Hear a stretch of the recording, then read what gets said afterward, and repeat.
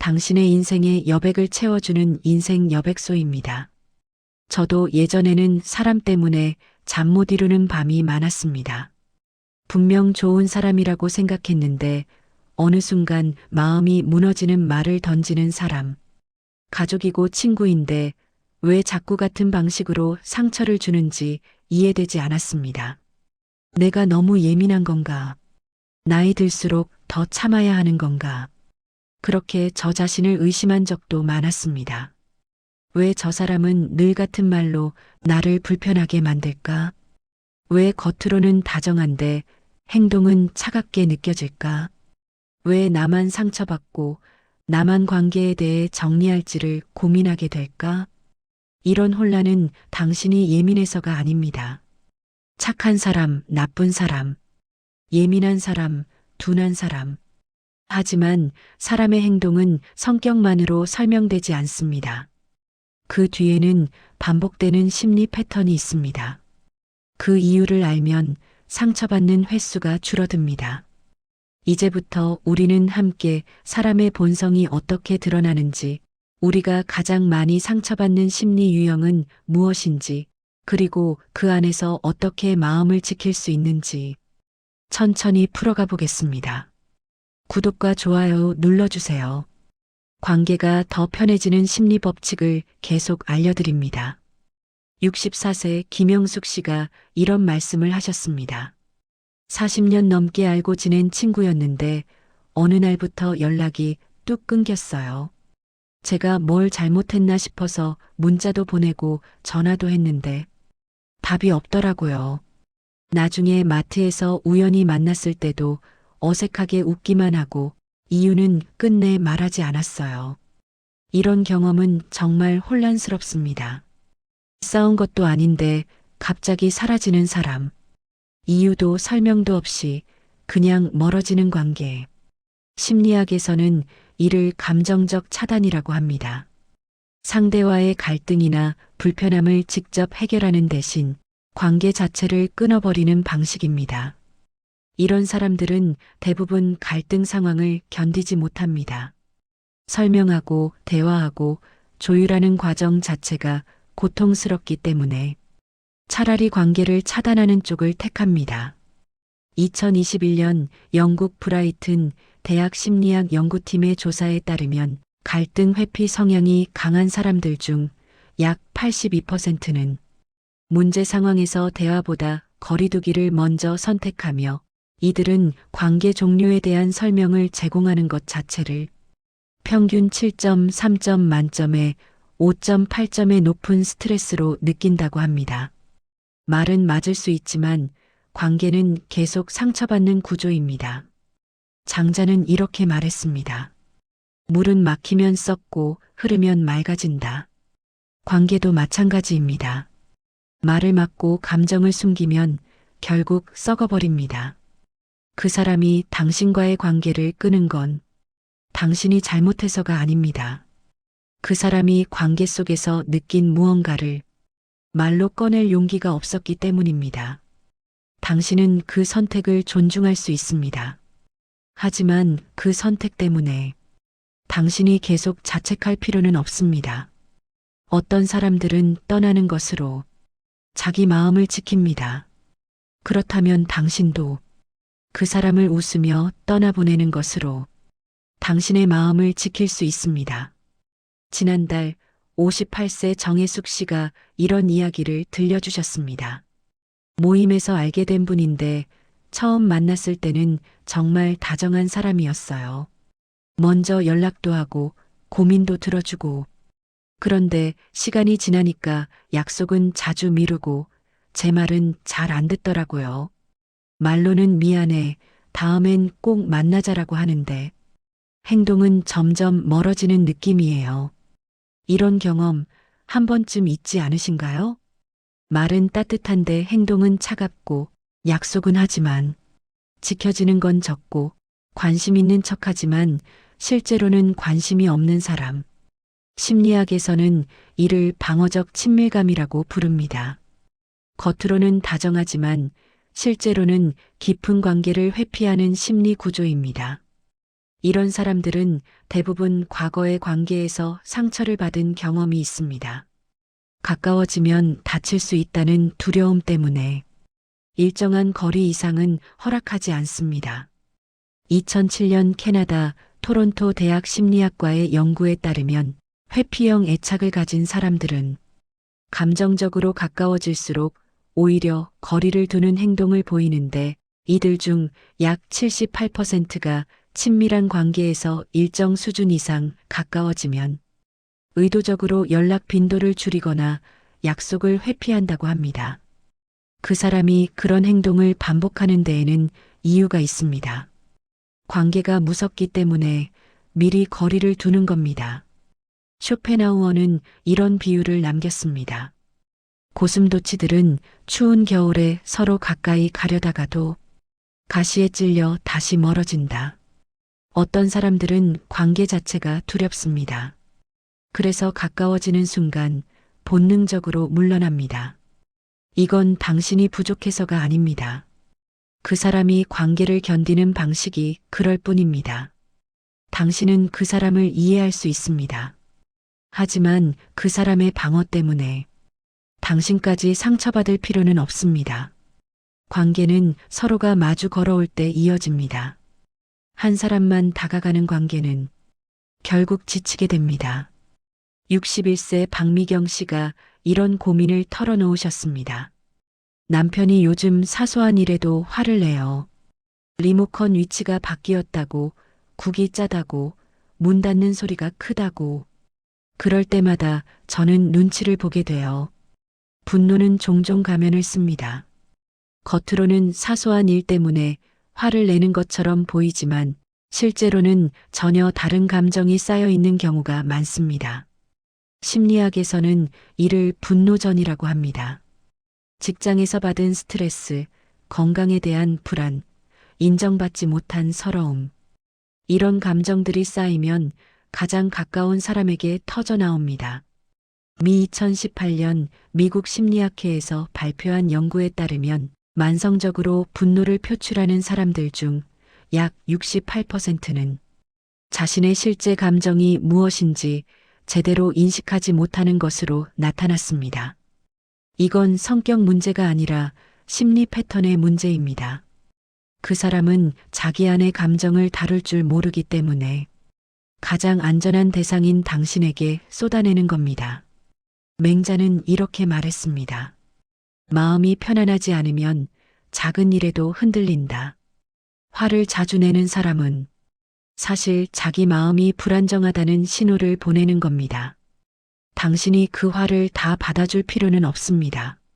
하지만 그 사람이 지금 힘들다는 것, 그 힘듦을 표현할 방법을 모른다는 것은 조용히 이해할 수 있습니다.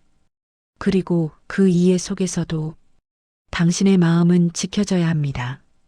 65세 최은희 씨가 저와 이런 고민을 나누셨습니다. 자식들이 집에 오면 편하게 대해주고 싶은데 아이들은 저한테만 짜증을 내요. 밖에서는 잘 참는다면서 집에서는 왜 이렇게 쉽게 화를 내는지 모르겠어요. 이 말을 들으면서 저는 많은 부모님들의 마음을 떠올렸습니다. 가까운 사람일수록 더 쉽게 상처 주는 말을 하고 더 거칠게 대하는 이유가 뭘까요? 심리학에서는 이를 안전기지 효과라고 합니다. 사람은 자신이 안전하다고 느끼는 대상 앞에서 감정을 통제하지 않고 그대로 드러냅니다. 다시 말해, 함부로 대한다는 건 역설적으로 당신을 안전한 존재로 여긴다는 의미입니다. 하지만 이건 결코 정당화될 수 없습니다. 2009년 스탠퍼드 대학 관계심리 연구소의 연구에 따르면 가까운 관계일수록 예의를 지키지 않으면 장기적으로 관계의 질이 급격히 떨어지는데 5년 추적 조사 결과 관계 만족도가 평균 64% 감소했으며 특히 가족관계에서 무례한 대화가 주 3회 이상 반복되면 정서적 유대감이 절반 이하로 줄어든다고 합니다. 이건 성격 문제가 아니라 심리 패턴의 문제입니다. 그 사람은 당신 앞에서 편안함을 느낍니다. 하지만 그 편안함이 당신에게는 상처가 됩니다. 공자는 이렇게 말했습니다. 가까운 사람일수록 더욱 공경해야 한다. 가까운 사람에게 함부로 대해도 된다는 생각은 관계를 무너뜨리는 가장 빠른 길입니다. 당신이 그 행동을 견뎌야 할 의무는 없습니다. 가족이라고 해서, 오래 알았다고 해서 당신의 마음이 다쳐도 괜찮은 건 아닙니다. 그렇지만 이것도 기억하세요. 그 사람이 당신 앞에서 감정을 드러내는 건 당신을 믿기 때문입니다. 그 믿음 속에서도 당신은 스스로를 지킬 권리가 있습니다. 가까운 사이일수록 서로를 존중하는 말과 행동이 필요합니다. 그리고 그 존중은 당신이 먼저 당신 자신에게 보여주는 것에서 시작됩니다. 며칠 전 63세 이순자 씨가 이런 말을 하셨습니다. 동생이 전화할 때마다 늘 똑같은 말을 해요. 언니는 애들도 잘 키웠고 남편도 괜찮잖아. 나는 뭐가 그렇게 힘든지 모르겠어. 처음엔 그냥 농담인 줄 알았는데 이제는 전화 오는 게 조금 부담스러워요. 이 이야기를 들으면서 저는 많은 분들이 겪는 공통된 고민을 떠올렸습니다. 한두 번이면 실수로 넘길 수 있습니다. 하지만 같은 사람이 같은 방식으로 같은 말을 반복한다면 그건 실수가 아니라 그 사람의 패턴입니다.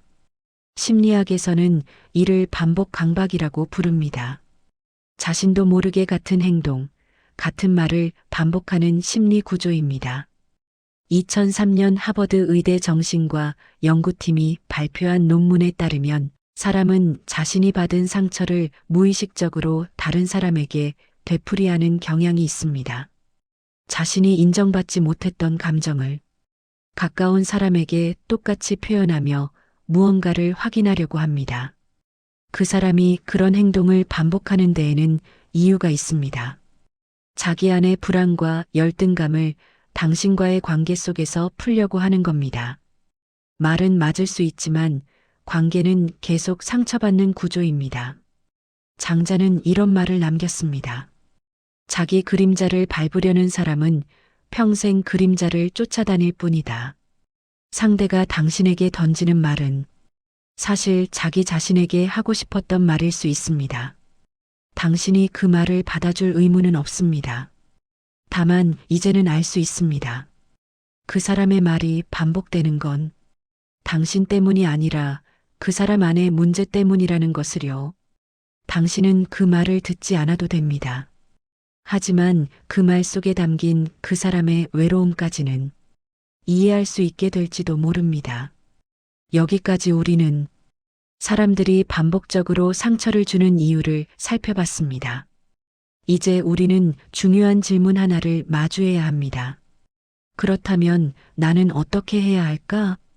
이 질문에 대한 답을 모르는 채로 살아가면 당신은 앞으로도 계속 같은 상처를 받게 됩니다. 왜냐하면 사람은 변하지 않으니까요. 하지만 변할 수 있는 게 하나 있습니다.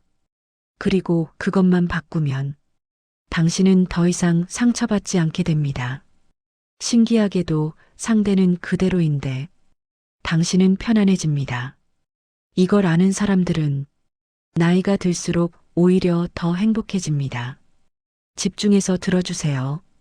62세 윤미숙 씨가 이런 말씀을 하셨습니다. 예전에는 저 사람은 원래 그래라고 생각하면서 제가 참아야 한다고 생각했어요. 그런데 요즘은 달라요. 저 사람은 불안할 때 저렇게 행동하는구나라고 보니까 덜 상처받게 되더라고요. 이 말씀이 핵심입니다.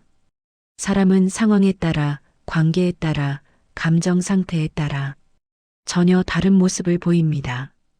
회사에서는 침착한 사람이 집에서는 신경질적일 수 있고 친구에게는 다정한 사람이 가족에게는 무심할 수 있습니다. 그렇다면 우리가 봐야 할 건 성격이 아니라 패턴입니다. 심리학에서는 이를 행동 패턴 인식이라고 합니다. 사람의 행동은 무작위가 아니라 특정 상황에서 반복되는 구조를 가지고 있다는 겁니다. 2015년 영국 옥스퍼드 대학 행동심리 연구소의 조사에 따르면 사람의 행동을 성격이 아닌 패턴으로 이해하기 시작한 사람들은 대인관계 스트레스가 평균 47% 감소했으며 관계에서 느끼는 혼란과 배신감도 58% 줄어든 것으로 나타났습니다.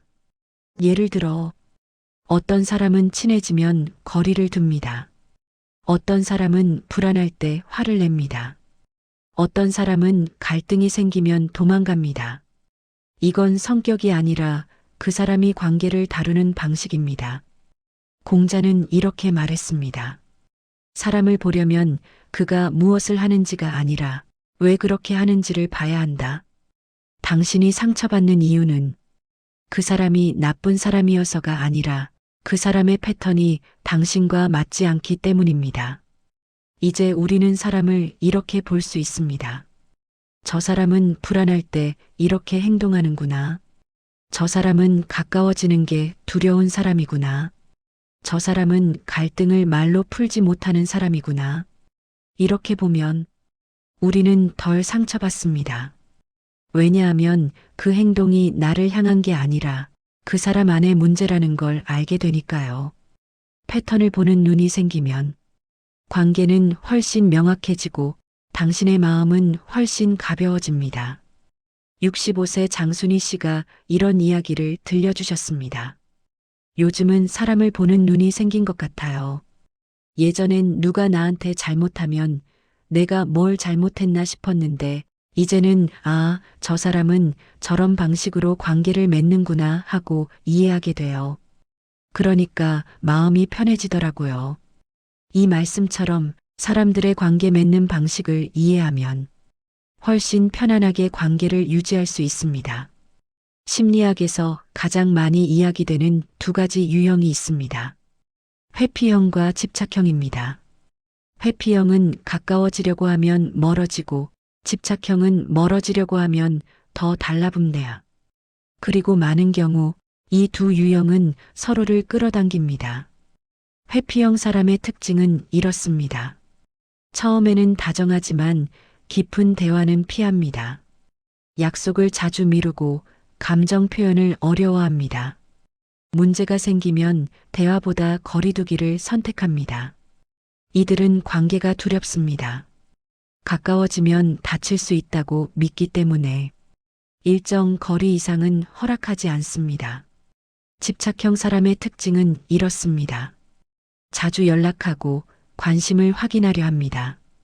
상대가 조금만 멀어져도 불안해하고 자신이 버림받을까 두려워합니다. 이들은 관계에 집착합니다. 혼자 남겨지는 게 두렵기 때문에 상대를 계속 확인하고 붙들려 합니다.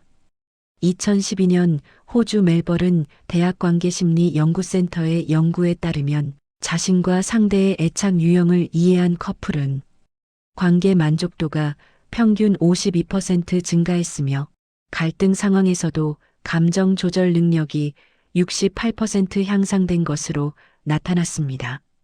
중요한 건 이겁니다. 회피형과 집착형, 어느 쪽이 좋고 나쁜 게 아니라는 겁니다. 그저 관계를 다루는 방식이 다를 뿐입니다. 장자는 이렇게 말했습니다. 물고기는 물을 잇고 사람은 돌을 잇는다. 우리는 종종 관계의 본질을 잊고 상대를 바꾸려고만 합니다. 하지만 관계는 바꾸는 게 아니라 있는 그대로 보는 겁니다. 당신이 만난 사람이 회피형이라면 그 사람은 가까워지는 걸 두려워한다는 걸 이해하세요.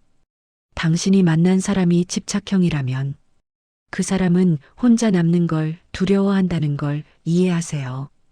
이해한다고 해서 당신이 그 관계를 계속 이어가야 하는 건 아닙니다. 다만 이제는 상대의 패턴을 알고 당신이 어떤 거리를 유지할지 스스로 결정할 수 있게 됩니다. 그리고 그 결정이 주는 평안함을 이제는 누릴 수 있습니다.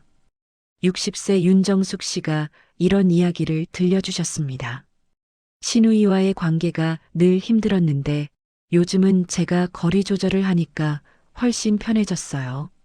명절 때만 만나고 깊은 이야기는 안 하고 그냥 가볍게 인사만 나누니까 스트레스가 확 줄었어요.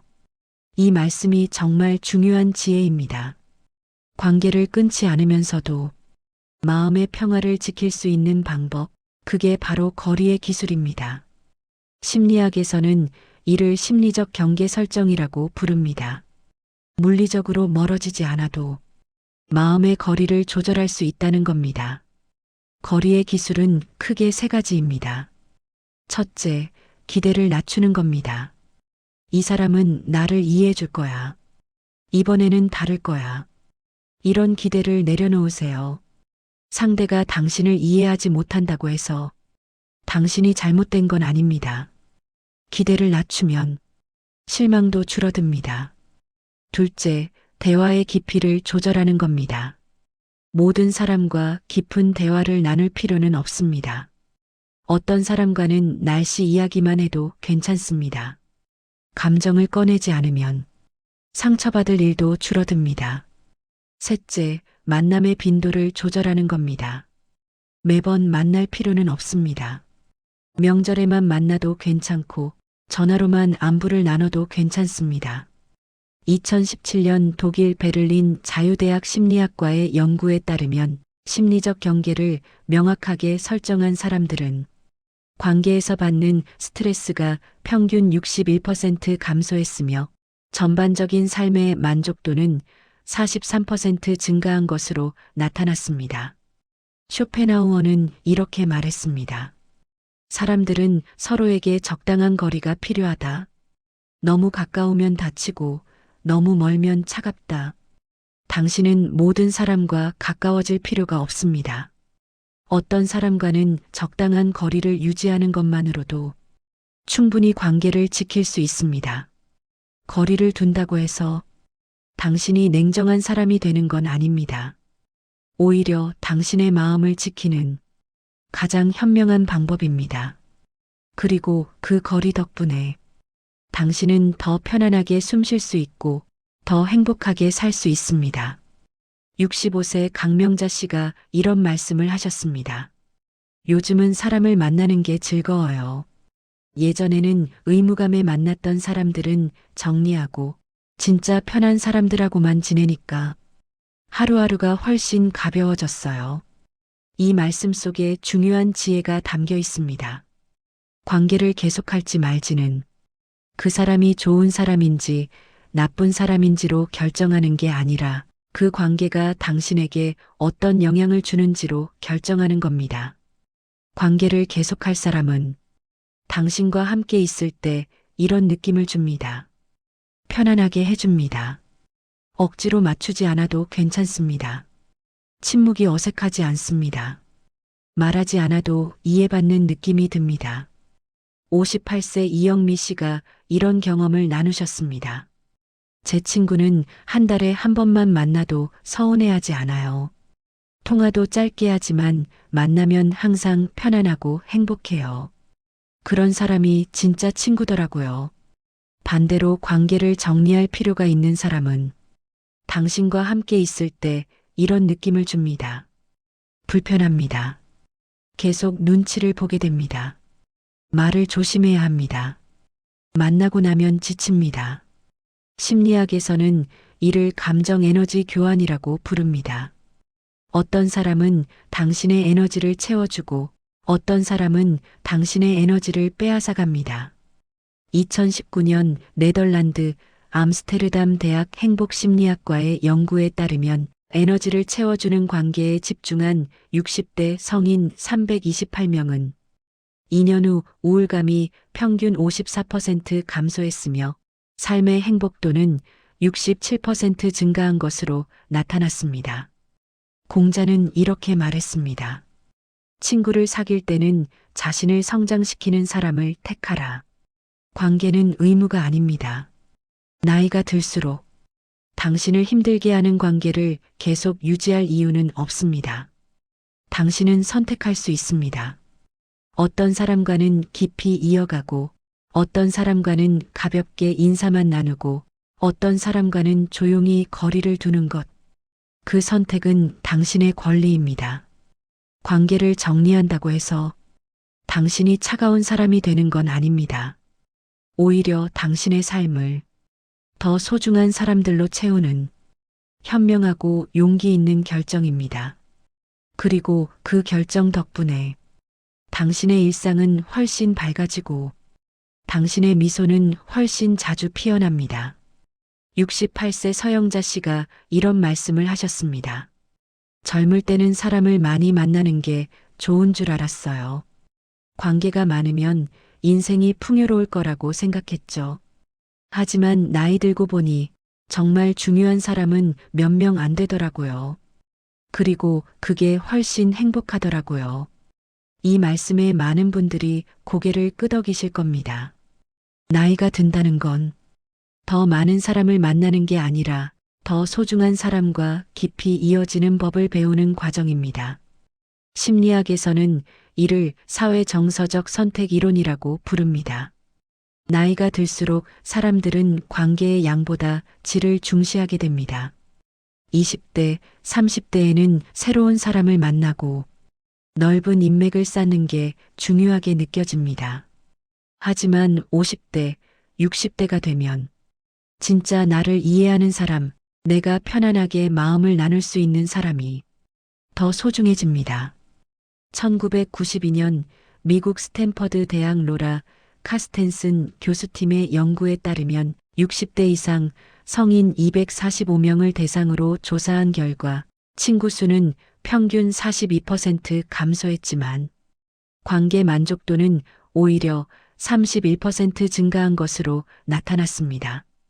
이 연구는 34년 동안 같은 사람들을 추적 조사한 결과인데 나이가 들수록 지인과의 접촉은 줄어들지만 가까운 사람과의 정서적 친밀감은 오히려 증가했습니다.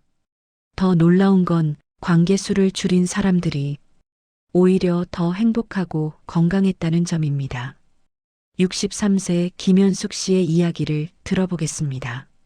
예전에는 모임이 많아서 바빴는데 요즘은 진짜 편한 친구 서너 명하고만 만나요. 그런데 이게 훨씬 좋더라고요. 집에서 차 한 잔 마시면서 수다 떨고 깊은 이야기 나누고 집에 돌아올 때는 마음이 따뜻해요. 예전처럼 많은 사람 만날 때는 겉으로는 웃지만 속으로는 피곤했거든요. 장자는 이렇게 말했습니다. 큰 배는 적은 짐을 싣는다. 인생도 마찬가지입니다. 나이가 들수록 마음에 담아야 할 관계는 줄어들어야 합니다. 모든 사람을 다 만족시킬 필요 없습니다. 모든 관계를 다 유지할 필요 없습니다. 당신에게 진짜 필요한 사람은 당신을 있는 그대로 받아주는 사람입니다. 당신이 편안하게 숨 쉴 수 있는 사람입니다. 그런 사람이 단 한 명이어도 괜찮습니다. 오히려 그 한 명이 100명의 어중간한 관계보다 소중합니다. 나이 들수록 인간관계가 단순해지는 건 외로워지는 게 아니라 진짜 관계에 집중하는 겁니다. 그리고 그 진짜 관계 속에서 당신은 비로소 편안해지고 더 깊은 행복을 느끼게 됩니다. 이제 당신은 알게 되었습니다. 적은 것이 더 풍요로울 수 있다는 것을, 그리고 그 풍요로움 속에서 당신의 남은 인생은 더욱 빛나게 될 것입니다. 우리는 지금까지 사람의 본성이 어떻게 드러나는지, 상처 주는 사람들은 왜 그렇게 행동하는지, 그리고 우리는 그 안에서 어떻게 마음을 지킬 수 있는지 함께 살펴봤습니다. 한 가지 분명한 건 사람은 쉽게 바뀌지 않는다는 겁니다. 같은 말로 상처 주던 사람은 앞으로도 비슷한 말을 할 가능성이 높습니다. 화를 자주 내던 사람은 여전히 사소한 일에 폭발할 수 있습니다. 하지만 바뀔 수 있는 건 있습니다. 바로 당신이 사람을 바라보는 기준입니다. 이제 당신은 알게 되었습니다. 상대의 행동이 나를 향한 게 아니라 그 사람 안의 문제라는 것. 사람은 성격이 아니라 패턴으로 이해해야 한다는 것. 관계는 의무가 아니라 선택이라는 것. 그리고 나이가 들수록 당신의 마음을 지키는 관계만 남겨도 된다는 것. 이 사실들을 기억하시길 바랍니다. 당신은 이제 상처받지 않기 위해 모든 관계를 끊을 필요도 없고 상처받으면서까지 모든 관계를 유지할 필요도 없습니다. 당신은 선택할 수 있습니다. 누구와 깊이 이어갈지, 누구와 적당한 거리를 유지할지, 누구를 조용히 내려놓을지. 그 선택은 당신이 차가운 사람이 되는 게 아니라 당신의 삶을 더 소중한 것들로 채우는 결정입니다. 사람은 쉽게 바뀌지 않습니다. 하지만 사람을 바라보는 당신의 기준은 지금 이 순간에도 바뀔 수 있습니다. 그리고 그 작은 변화가 당신의 인생을 조금씩 바꿔갈 것입니다. 오늘 하루도 당신의 마음이 편안하기를 바랍니다. 구독과 좋아요 눌러주세요. 관계가 더 편해지는 심리 법칙을 계속 알려드립니다. 당신의 인생의 여백을 채워주는 인생 여백소였습니다.